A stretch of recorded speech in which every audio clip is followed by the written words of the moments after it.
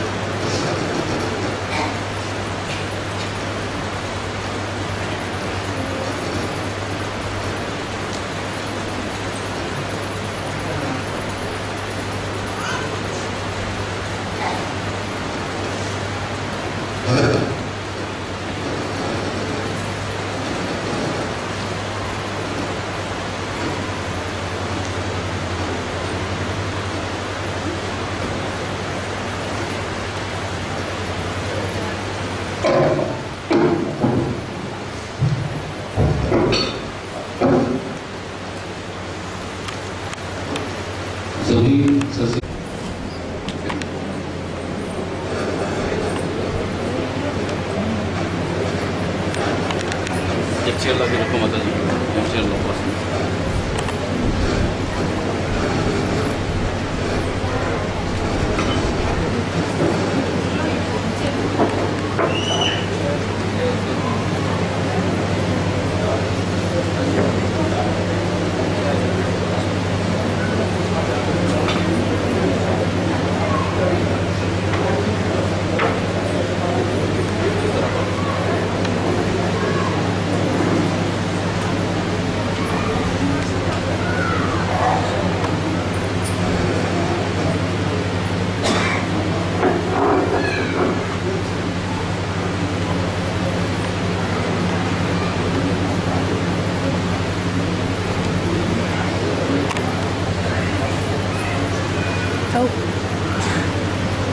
Howdy.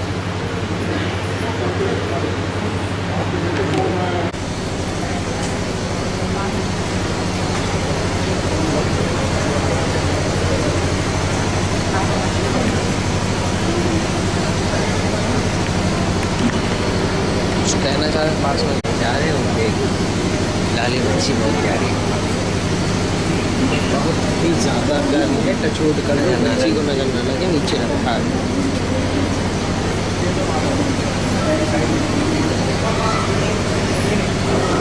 जी बंगल की कोटी जाना थी।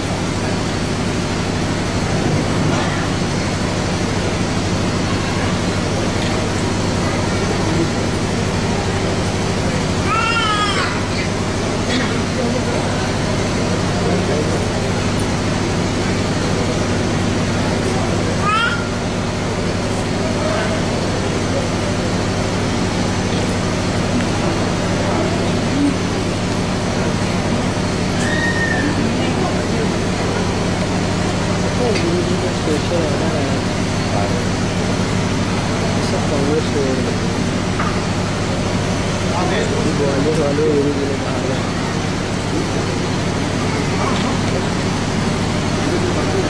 जोशना बड़ी मोदी जी की कांग्रेस को मोदी की बात हमने कांग्रेस को दिया ना, मोदी का तो लोटा पे दबाने से कुछ भी हो जाए। साहब ने कहा इसलिए राहुल गांधी को वोट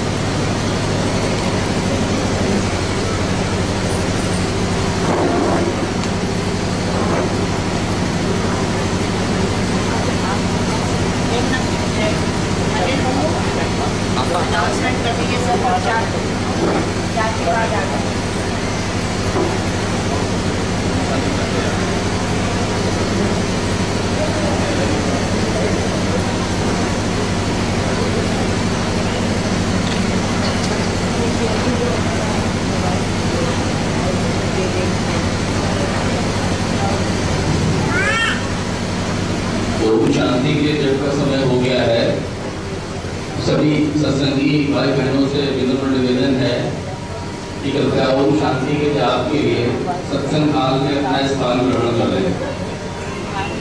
सभी सत्संगी भाइयों से विनम्र निवेदन है, ओम शांति के जब का समय हो गया है, कृपया सत्संग काल में आकर ओम शांति के लिए अपना स्थान ग्रहण करें।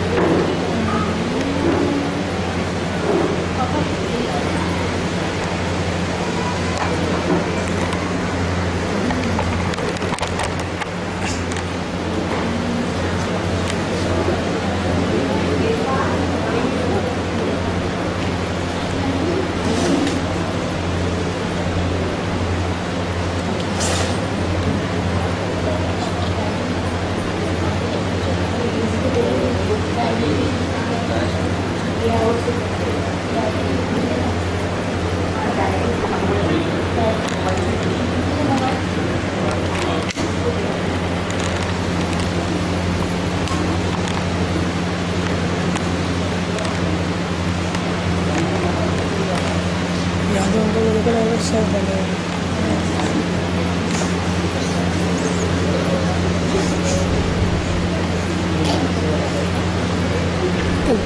दूसरी टोपी रखेंगे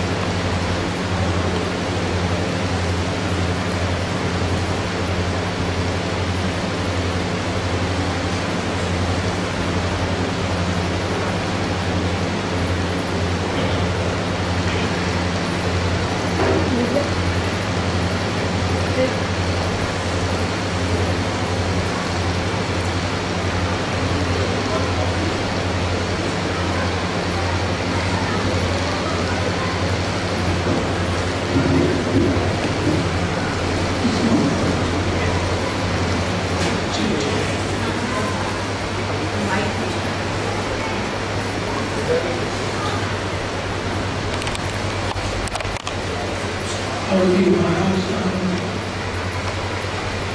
की वापसी से पहले उन तीन लोगों को देखा।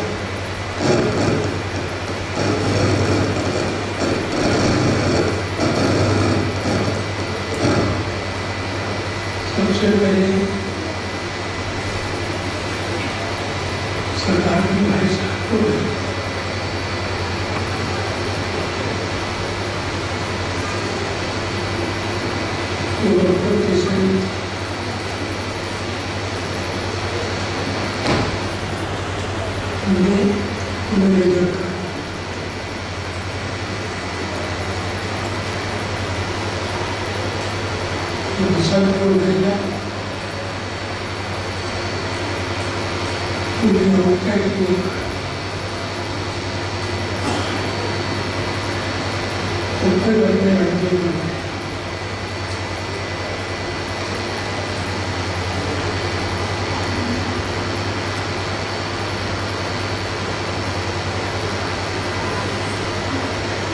अपने गुरु की अमानत को कोई भी ऐसे शख्स को नहीं देना चाहे जो अमानत में है, उसे गुरु की तरह समझ और उसको सुधार को देना चाहे। इस वजह से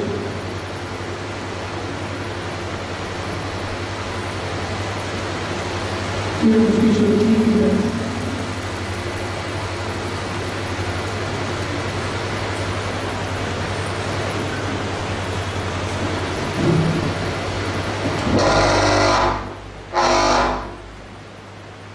ब्रह्मलीन सदगुरु डॉक्टर श्री कृष्ण लाल जी महाराज द्वारा एक परम पूज्य डॉक्टर हरे कृष्ण जी को लिखा गया एक पत्र, गोरखपुर 30/11/65। बड़ौदा चिरंजीव हरिकृष्ण जी दुआ। परमात्मा आप पर हमेशा अपनी कृपा बनाए रखे, सच्चा ज्ञान दे और सच्चे रास्ते पर कायम रखे। इंसानी जिंदगी का आदर्श यह है कि अपने आप को पहचाने और ईश्वर को पहचाने और अपने आप को उसी हस्ती में लय कर दे। जो इस आदर्श का रास्ता दिखावे वही सच्चा मजहब है। जिसने इस आदर्श की प्राप्ति कर ली है वही सच्चा गुरु है, और जो इस आदर्श की प्राप्ति चाहता है वही सच्चा भक्त है।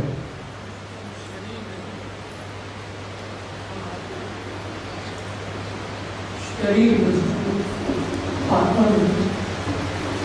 अपने आप को पहचानना ये है कि हम नियंत्रणों को पहचान और दूसरों को भी इस चीज के रहते हुए वो अपनी आत्मा को तो कभी नष्ट है। वो लोग दिए गए हैं उनसे अपनी ड्यूटी अच्छी से अच्छी। हमारे जिस्म के 4 पार्ट, एक हमारा शरीर जिसमें इंद्रियां है, मन है, बुद्धि है, इन तीनों की होना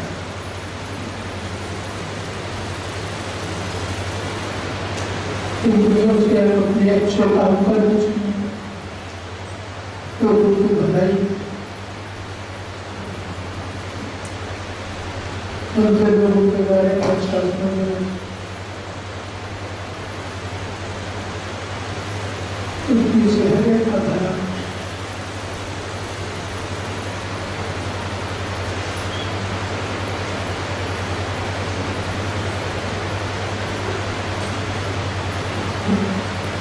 ये तीनों आत्मा में अच्छाई के गुण, दया, दान, दीनता, क्षमा, सच्चाई, आत्मा में केवल इसके अलावा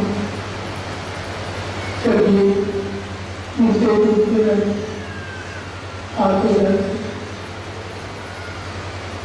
धीरे धीरे इस स्थूल से और चलते इस स्थूल से और जब मिलने की तरह को लगती है तब फिर मन से जब हम के हिसाब से करने लगते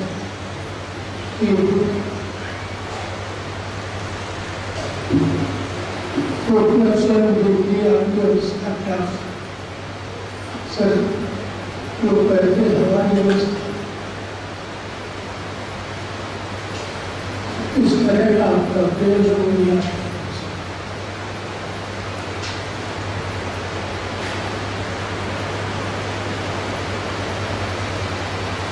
आत्मा का प्रेम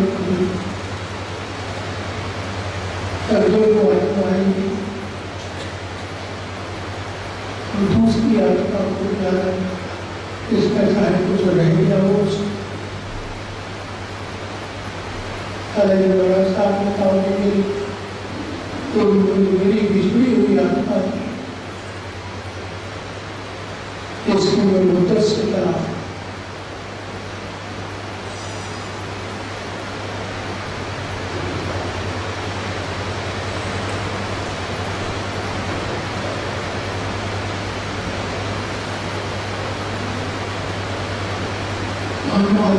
कि आत्मा से हो आया तो वो खाएंगे तो चीजें भोगते हैं इन चीजों से हमें शरीर भोगता है।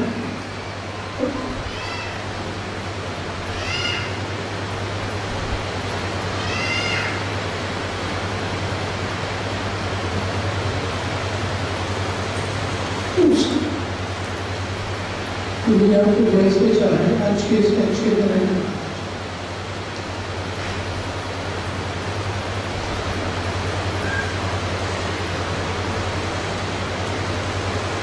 जो इस आदर्श की प्राप्ति चाहता है वही सच्चा भक्त है। ऐसा शिष्य हो और ऐसा गुरु हो तभी सच्चे लक्ष्य की प्राप्ति हो सकती है। दुनिया की किसी चीज की भी ख्वाहिश करने वाला चाहे वह चीज कितना भी बेहतर क्यों ना हो, भक्त नहीं है। जिस गुरु में कितनी ही विद्या क्यों ना हो, कितनी ही शक्ति क्यों ना हो, अगर उसने ईश्वर में अपने आप को समर्पण नहीं किया तो वह सच्चा गुरु नहीं। अगर ऐसा अधिकारी शिष्य हो और ऐसा पूर्ण गुरु मिल जाए तभी ईश्वर दर्शन होते हैं। लेकिन शर्त यह है कि पूर्ण श्रद्धा के साथ गुरु के बताए हुए रास्ते पर चलें और दुनिया की बड़ी से बड़ी चीज को त्यागने में ना हिचकिचाएं, बल्कि खुशी से त्याग दें। ऐसा सहयोग होने से कभी नाकामयाबी नहीं होती और हर आदमी कामयाब होता है। जितना देर ऐसी हालत हासिल करने में होती है उतनी ही देर आदर्श हासिल करने में होती है। दूसरे, इस रास्ते में हिम्मत की बड़ी जरूरत है। कभी घबराए नहीं, बराबर दुनिया से लड़ता रहे और ईश्वर में अपनी कामयाबी का पूरा यकीन रखे। जितनी कामयाबी नहीं होती वह इम्तिहान है और देखा जाता है कि कितनी हिम्मत है। जितनी दुनिया की चीजें छूटे वह इम्तिहान है और देखा जाता है कि अपने लक्ष्य से कितना प्यार है। पेशतर प्रथम ईश्वर से प्यार हो, लेकिन दुनियावी चीज से भी प्यार हो तो तरक्की देर से होती है।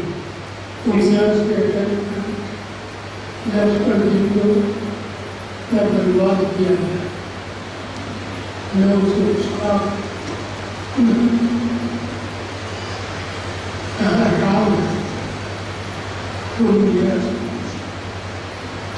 नई शादी हो गया, ये दुनिया कुछ को ये दुनिया को उसकी महाराज ने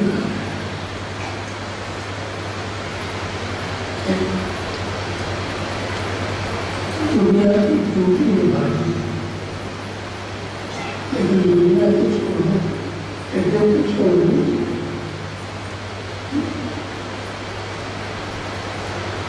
जो बेहतर से बेहतर इस्तेमाल करता है, जो बेहतर से बेहतर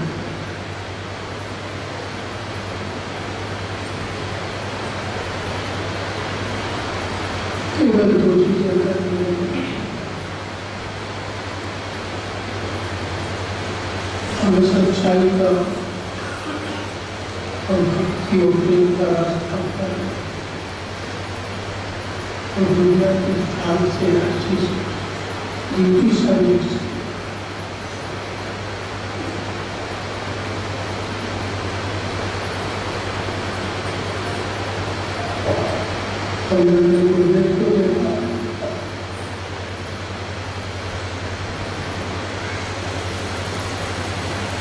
दुनिया में प्रॉपर्टी सब दुनिया में जैसे 4 साल सत्संग लोग उन्हें बर्बाद सड़कों की बर्बाद सब बर्बाद कोई होता है पहले तो लोगों का बेटी को सवार आज बैठे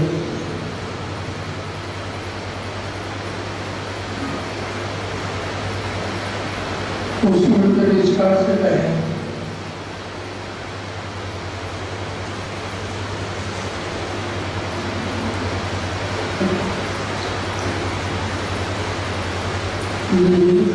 मेरी प्रॉपर्टी है, बच्चों की प्रॉपर्टी।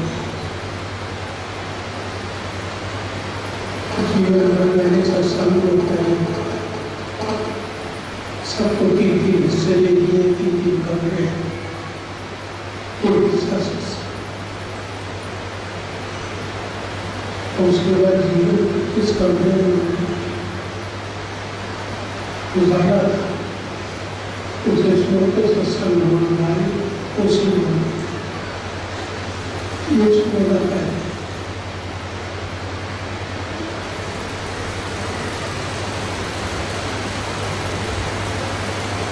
जिस तरह से लोग विद्या की किसी छूट तो जाएगी किसी चीज से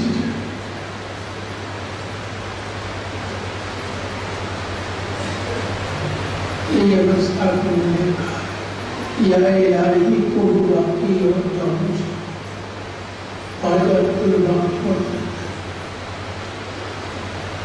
आपको किसी चीज का कहना है आपकी छोड़ी आप होगी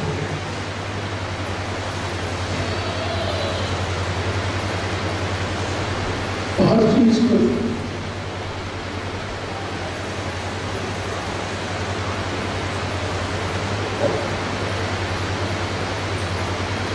ईश्वर से प्यार हो लेकिन दुनियावी चीजों से भी प्यार हो तो तरक्की देर से होती है।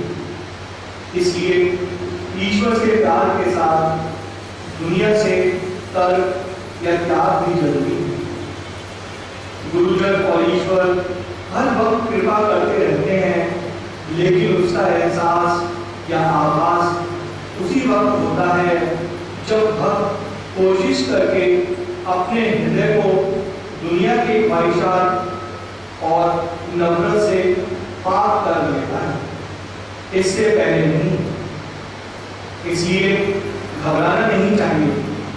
हर वक्त ख्याल रखो कि वह हर वक्त तुम्हारे साथ है, तुम्हारा सच्चा बाप है। प्यार से उसका पवित्र नाम लेते रहो। जिस हालत में उसने रखा है उसी में खुश रहो। दुख सुख से ऊपर उठो। जब तक जिंदगी है दुखों सुखों का आना जरूरी है। जो खिदमत ईश्वर ने दी है उसको ईमानदारी और सच्चे दिल से अदा करो। हर वक्त ख्याल रखो कि यह दुनिया ईश्वर की है, हम सब भी ईश्वर के हैं। जो काम हो रहा है और हम कर रहे हैं ईश्वर के लिए ही कर रहे हैं। अपने ख्यालात को हमेशा ऊंचे बनाते जाओ। ख्यालात पर काबू पाने की कोशिश करो।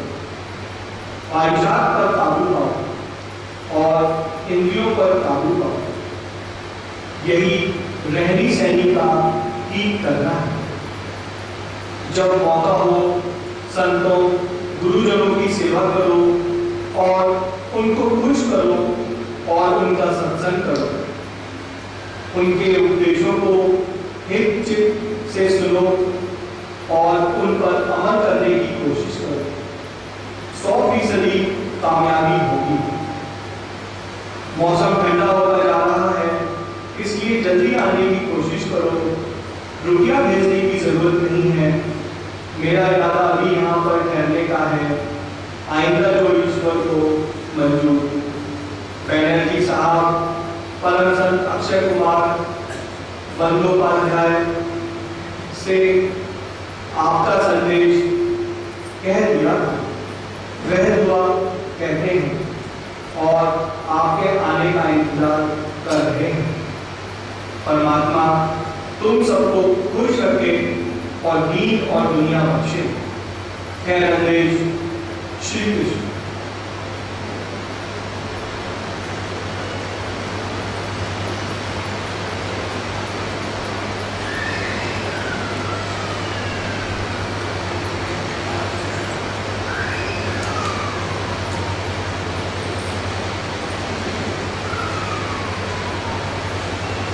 मुझे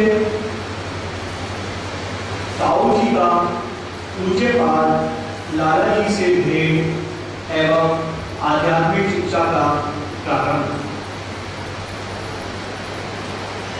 यह एक ईश्वरीय नियम है कि ईश्वर जिसको जैसा बनाना चाहता है उसे वैसे ही रास्ते पर लाकर खड़ा कर देता है, अर्थात उसको उसके रहबर से मिला देता है। जो पहले ही भी फूंक देता है कि तुम संसार में किस लिए आए हो। जिस प्रकार मनुष्य को अपने शुभाशुभ कर्मों के अनुसार ही अपना निश्चित भाग प्राप्त होता है, ठीक उसी प्रकार आध्यात्म में भी प्रत्येक का अपना अपना निश्चित भाग निश्चित महात्माओं के पास रहता है।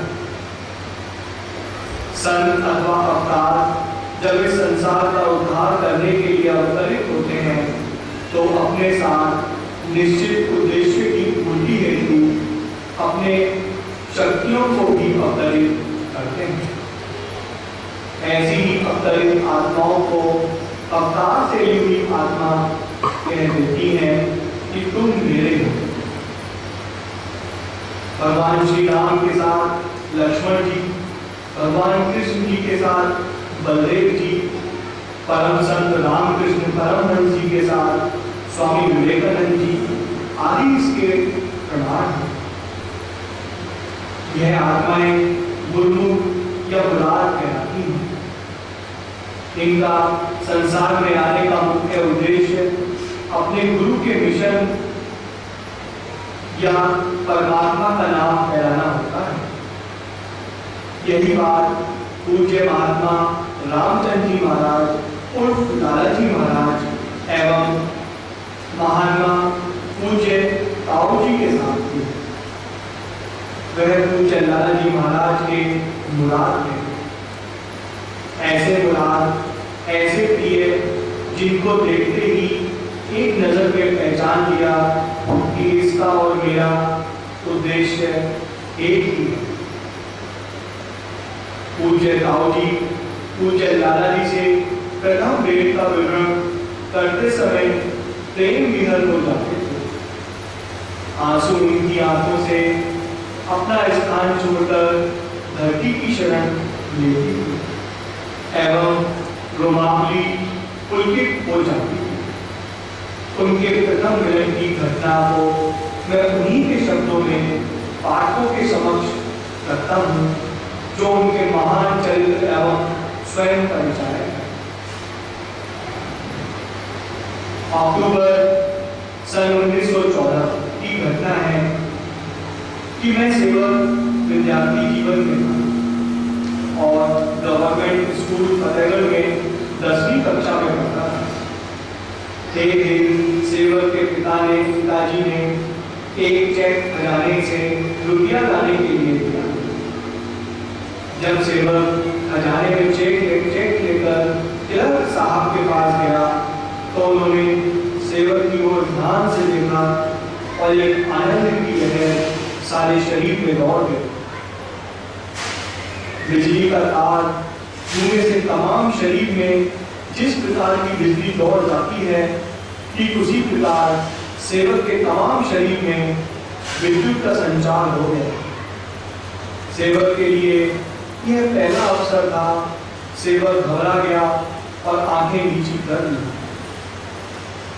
कुछ समय पश्चात वह हालत जाती रही।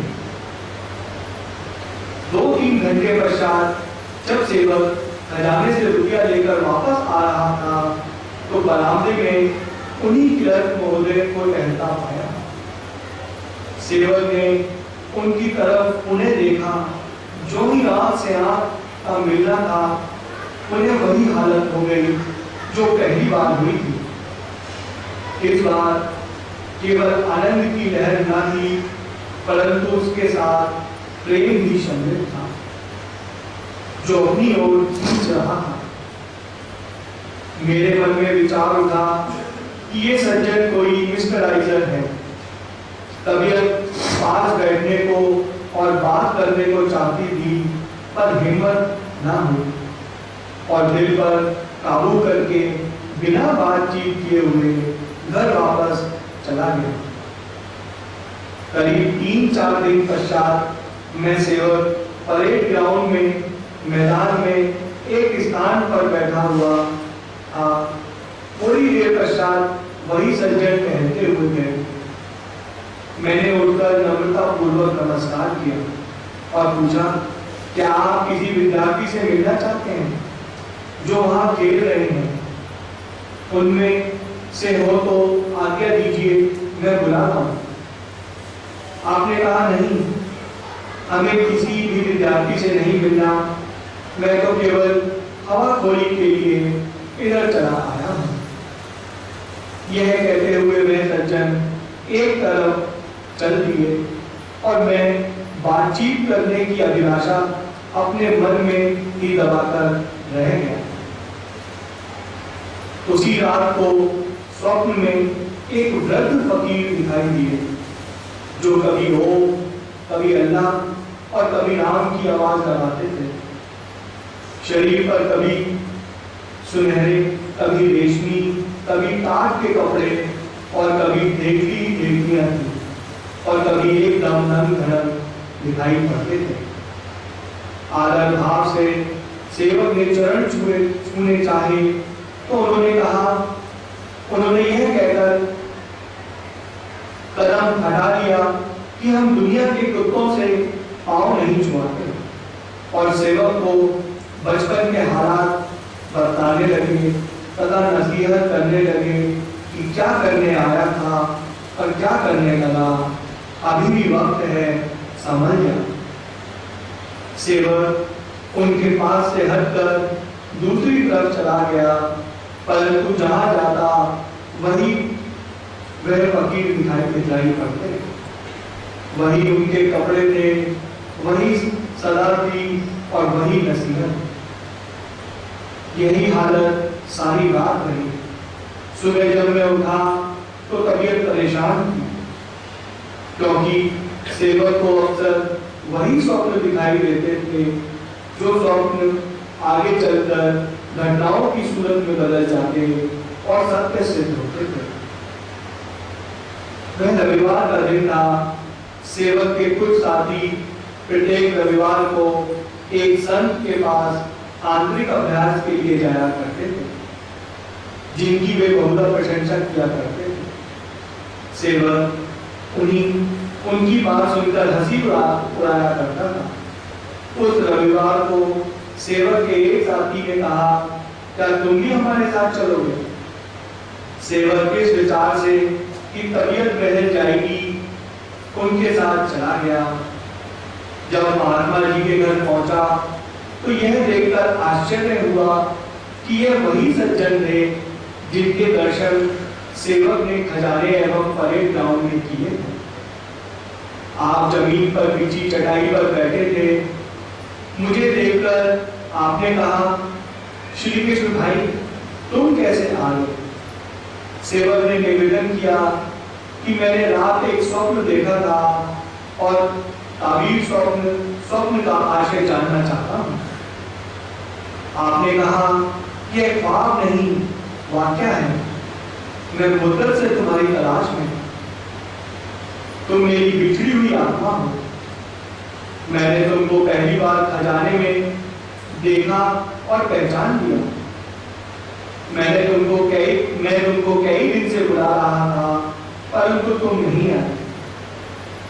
रात जो फकीर तुमने देखा वह मैं ही था और तुमको बुलाना मकसूद था, बुलाना चाहता था। ताबीर स्वप्न का आशय यह है कि मैं तुम्हारा हूं और तुम मेरे हो। अब तुम यहां से नहीं जा सकते। लाला जी महाराज से पूज्य ताऊ जी की यह प्रथम भेंट थी।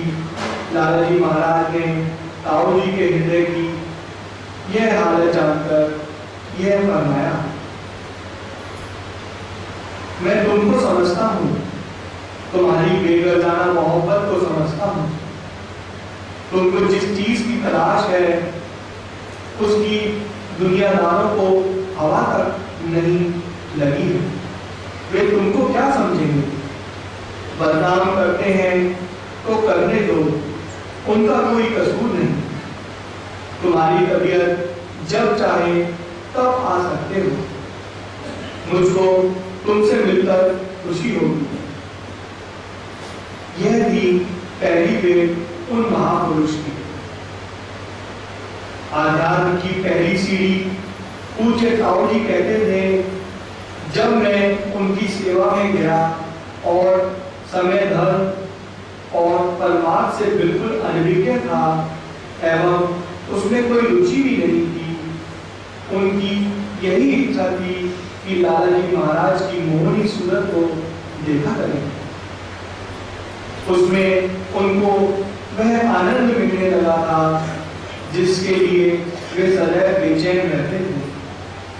यही उनका धर्म था, उनकी पूजा, साधना एवं परमार्थ, केवल प्रेम, प्रेम के सिवा कुछ भी नहीं। पूज्य ताऊ जी कहते थे कि दूसरों को देखकर देखा देखी उनको भी शौक होता था कि वह भी कुछ अभ्यास करें, कुछ साधना करें, परंतु उनको पूज्य लाला जी ने कोई साधना बताया ही नहीं था। सारी साधना उसी निस्वार्थ प्रेम की प्राप्ति के लिए थी। वह आप में असीमित था ही।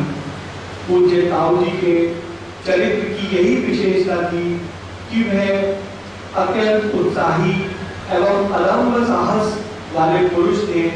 इसलिए उन्होंने पूज्य पाद दादा जी से निवेदन किया कि उन्हें भी कुछ साधना बता दें। इस पर पूज्य पाद दादा जी महाराज ने गदगद होकर कहा, तुमको कोई जरूरत साधना करने की नहीं है। मैंने यह सब साधना तुम्हारे लिए ही कर रहा हूं। कैसा आत्मसमर्पण था। आज के युग में जो लोग दुर्भाग्य बस ऐसे महापुरुषों के संपर्क में नहीं आए हैं, वे सहज में विश्वास भी नहीं कर सकते हैं। यह विद्या प्रेम की है। प्रेम ही इसका आदि है और प्रेम ही इसका अंत है। उस प्रीतम के जमाल का असर ही ऐसा है कि हाथ को भी अक्सीर कर देता है। यह आध्यात्म की विद्या हमारे बुजुर्गों की सीना ब सीना चलती आ रही है। अर्थात गुरु अपने प्रेम से अपनी तमाम विद्या को अपने शिष्य में प्रवेश कर देता है। शिष्य को केवल गुरु से बेलौट मोहब्बत होनी चाहिए। या यूं कहिए कि शिष्य अपने तन मन धन से सेवा से अपने गुरु के हृदय में जगह कर ले। बस सब कुछ मिल गया। गुरु अपनी दिव्य आत्मशक्ति से शिष्य की आत्मा की चढ़ाई करा के उसे सच्चे प्रेम का उस आत्म प्रकाश का दर्शन करा देते हैं, जिसे एक बार उस सत्य रूप का दर्शन कर लिया हो उसे फिर चैन नहीं मिलता। देर या सवेर वह फिर जा नहीं सकता।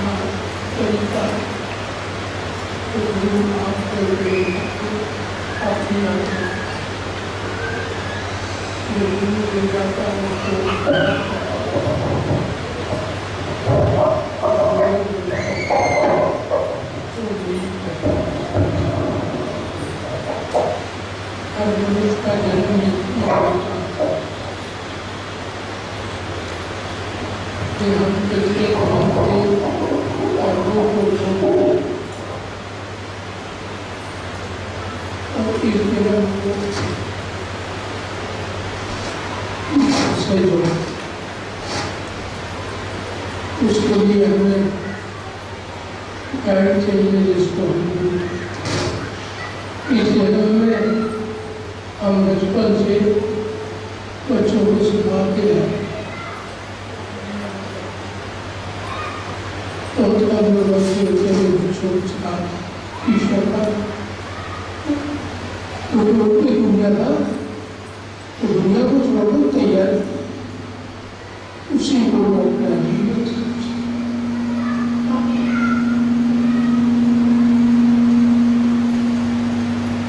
ऐसे पैदाइश किया उन्होंने राजनीति को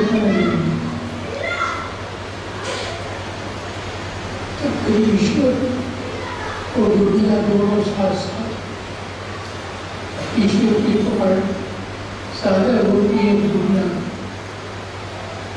पकड़ सबको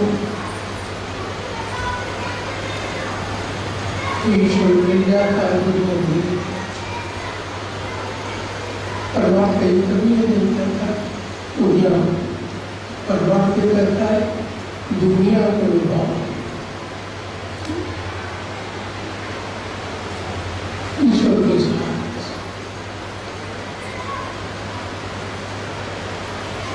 ईश्वर की याद से ऐसा नहीं दुनिया और दीप दोनों एक को छोड़ना है जितना अच्छे से अच्छा लगा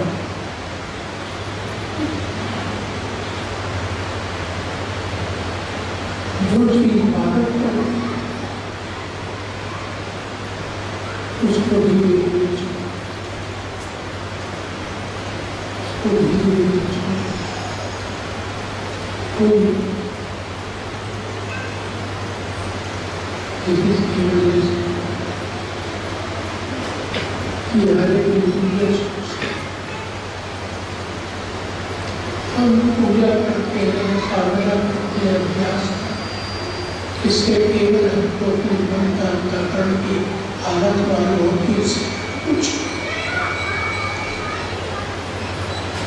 ये हमको ज्ञान होता है हमको क्या चीज सुननी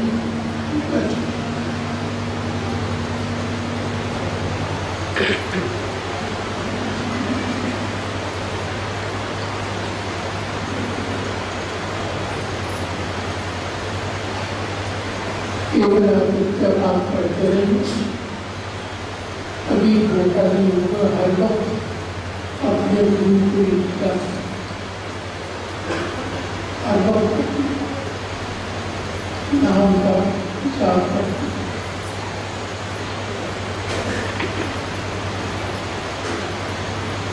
और अपने मन को बताकर सबको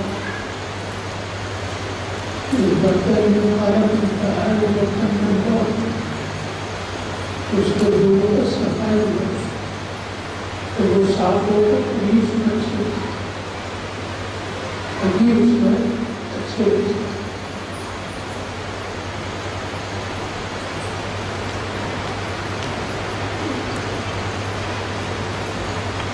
और हम काम करेंगे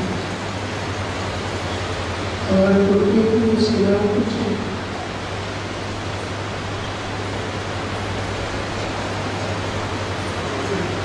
जो काम करो हमारे काम को कभी काम जो तुम चाहो तो बोलिए केवल यही बोलते कि तुमने आज हमारे बनाया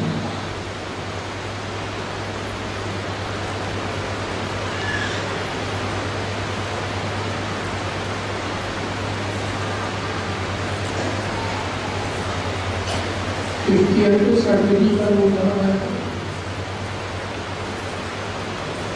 हमारे सर्विस की बात पर पीछे पिछड़ा उन्होंने वे पैस कढ़ाया और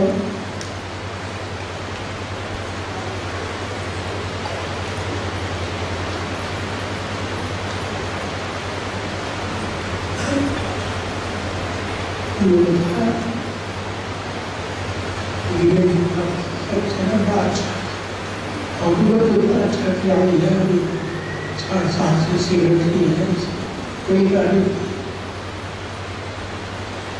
अभी तक So he has got no time for studies. उनके कोविड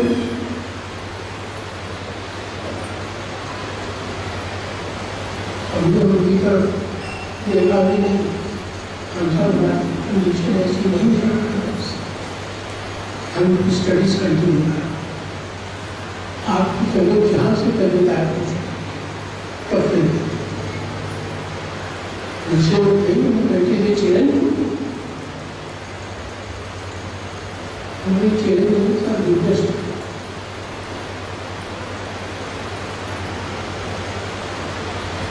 मीटर का लोगों को दिया, सच पास हो गया।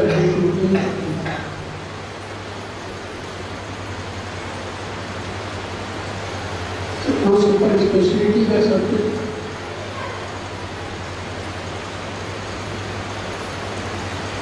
हमें क्या पट्टी की तालीमता खाते लगे और इंटरनेट करना ही तो लगी।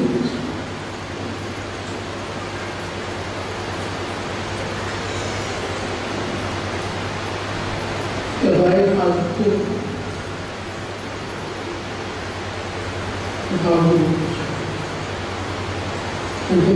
पट्टी बन दिया, कैसे बन दिया, कैसे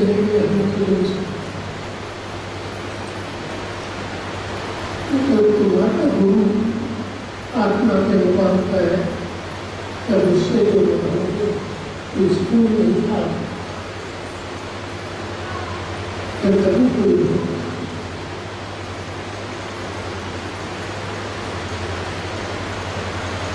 उससे और आपको अगर जनता करना है हम से कोशिश की आपका मन से उसी की गतिविधियाँ इच्छाओं के पीछे हमको परिष्कार का होने में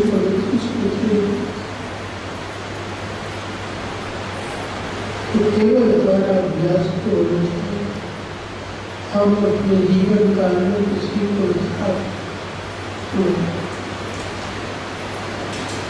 तो उसी के पहले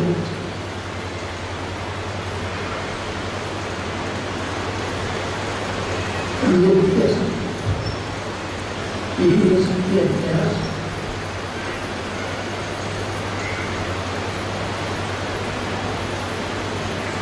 मेरे अच्छे कर्मों को बचपन से बढ़ाया, ईश्वर वो आपके साथ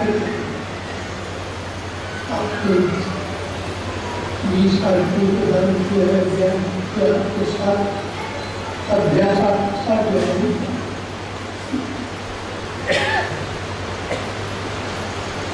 और बुराइयों से बचो, आपको सोने से पहले इसीलिए ये आज जाने या अनजाने हमसे जो भी गलती होगी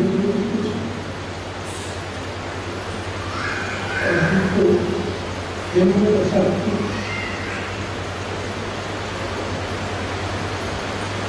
तो क्षमा करने का मतलब ये है कि आपसे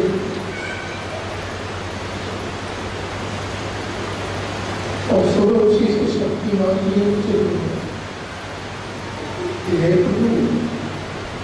आज तुमको हिम्मत और शक्ति आज बुराइयों से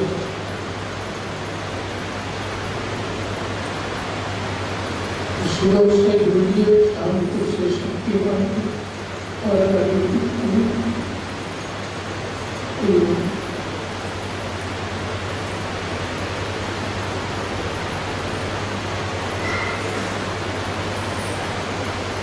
अच्छाइयों ईश्वर गुरु को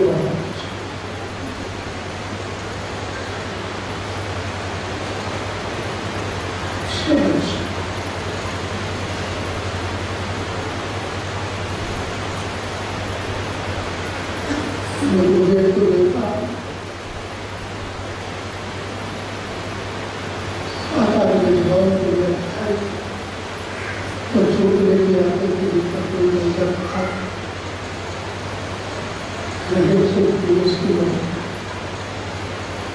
जो अपने पास इसकी रोजी का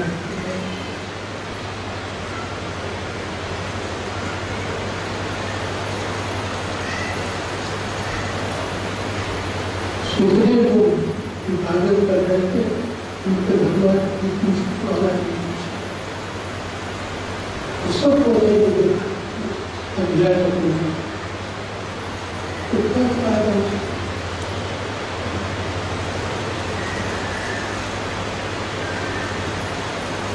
हमें ईश्वर लोगों को डेवलप करना है, मनुष्य के अपनों को संतुलित करना, यही हमारे साथ है। अब बाकी जो सवाल पर तो कभी कहते ही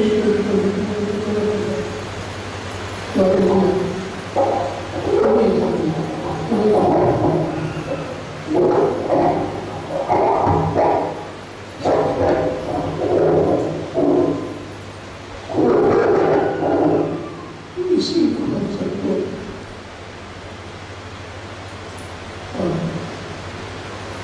मनाना है, कोई लोगों का पूजा करनी ये है कि उनके लोगों को बात और करके उसको ग्रहण और उसे बेचती कोई वजह नहीं उसके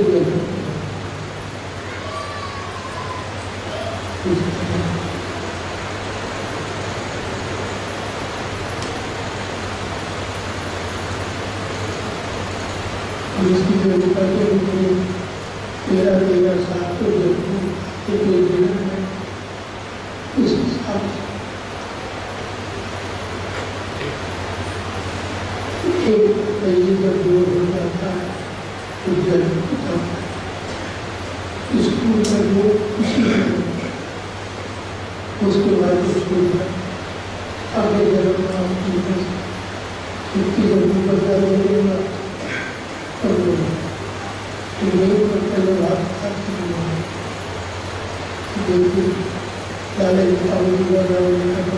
स्कूल इसलिए अपने आपका जो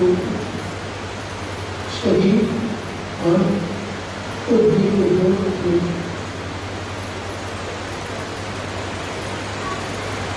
दोनों लोगों का गुरु दिया है संस्कार इसी के जरिए है उनका उस व्यक्ति से शरीर से मन से बुद्धि से उनको आत्मा के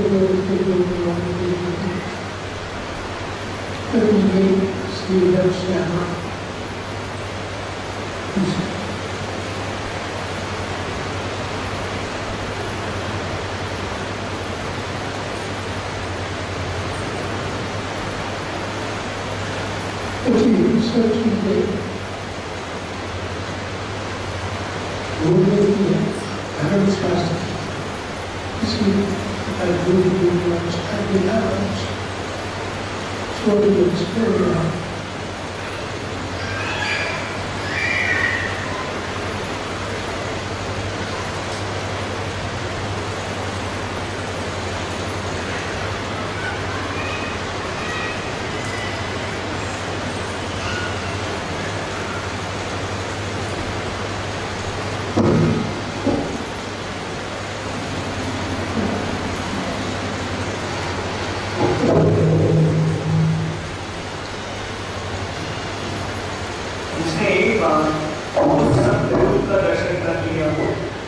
उसे भी चैन नहीं मिलता, देर या सवेर वह फिर जा नहीं सकता।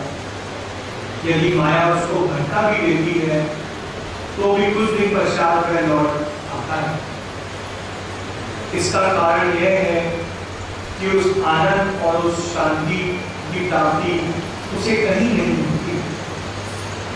कहने का अर्थ यह है कि यदि समर्थ गुरु प्रसन्न हो जाए तो एक दिन नहीं शिष्य क्या से क्या हो जाए। ऐसी शान है इस सिलसिले के बुजुर्गों। वे दुख सुख से परे होते हैं, परंतु दयावश वे अपने प्रेमियों के संस्कार अपने ऊपर झेलते हैं। वही प्रेमी जब असली भंडार और गुरुजनों की ओर से प्रेमी के दिल और दिमाग में आता है तो इसी को पैज कहते हैं। जब प्रेमी या शिष्य अपने गुरुजनों को प्रेम से याद करता है तो उसे प्रेम की अमृत धार बरसने लगती है और उस अमृत धार की वर्षा में प्रेमी का सब कलुष धुल जाता है, पर्दे फट जाते हैं और दिल साफ हो जाता है। ईश्वर प्रेम का साफ पक्ष उस पर पड़ने लगता है। इसके विपरीत कई लोग ऐसे भी हैं जो उस वक्त गाफिल हैं, अर्थात गुरुदेव का चिंतन नहीं करते हैं, तब भी अचानक एक अजीब सी कैफियत हो जाती है और एकदम ही एक ही लक्षण क्षण में हालत बदल जाती है। दिल प्रेमावेश से भर जाता है, एक जद सरकारी हो जाता है। यह उसी समय होता है जब कभी समर्थ सदगुरु किसी शिष्य को प्रेम के आवेश में आकर फैज़याब करते हैं। ऐसा अक्सर मुराद के साथ होता है। मुराद के लिए स्वयं गुरु के दिल में तड़प रहती है। वह सब कुछ प्रेम के वशीभूत होकर प्रेमी को दे देता है। इसमें रियादत की उतनी जरूरत नहीं है। गुरु स्वयं उसे उसके लिए साधन करता है। पूज्य ताऊ जी, पूज्य लाला जी के मुराद मुबारक थे। इस कारण पूज्य लाला जी स्वयं उनसे अटूट प्रेम करते हैं।